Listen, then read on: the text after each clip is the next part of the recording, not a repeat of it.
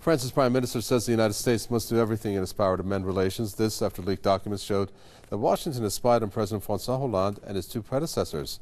During a speech in Parliament, Manuel Valls said that Washington should recognize the danger that such actions represent for France's freedom. Meanwhile, the French government has announced that a top French intelligence official will travel to the United States to discuss the issue. Earlier, Paris summoned the U.S. ambassador to Paris. Newly released documents by whistleblower website WikiLeaks show the U.S. National Security Agency spied on François Hollande, Nicolas Sarkozy, and Jacques Chirac between 2006 and 2012.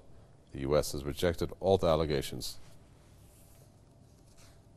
Joe Eilsbaker from the United National Anti-War Coalition joins us from Chicago.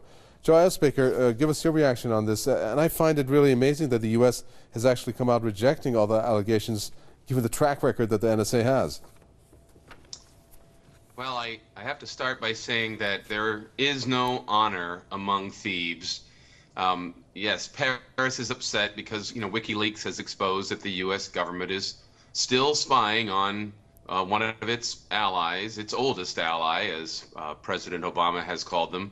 I guess for domestic consumption, the U.S. is denying the charges. But it is entertaining to watch the thieves bickering with each other. And of course, the U.S. deserves to be publicly chastised for its violations of the privacy of its oldest ally. Spying on friends, lying to them, that's behavior that's dishonorable. And as Obama likes to say, America is above that. We're better than that. But of course, the U.S. government is a hypocrite. So I think it's important to understand, this spat between these old pirates. First, the U.S. and France are imperialists on the world stage. Of course, the U.S. is the sole superpower, but, until the Second World War, France was an imperialist power of the first order.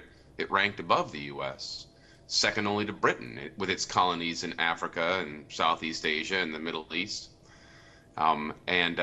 As imperialists, the two countries share in the carving up and exploiting of the global South. And sometimes the U.S. if you look back over the last 10 years, currently the U.S. and France are very close. So this spat is hurting France's feelings.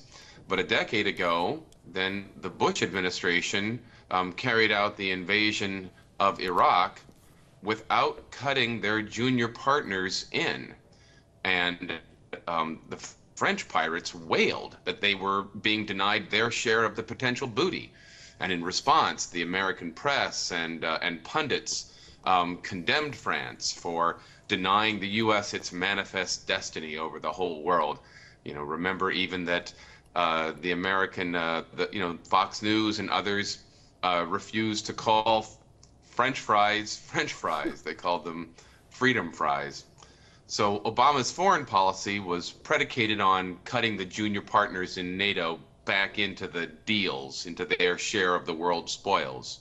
He was greeted as a returning hero when he defeated the Republicans. So it's understandable that Paris's feelings are hurt when it's exposed that he's lying to them. Very well. Thank you for recalling that French fry deal. I remember that. That's Joe Eilsbaker, United National Anti-War Coalition there from Chicago.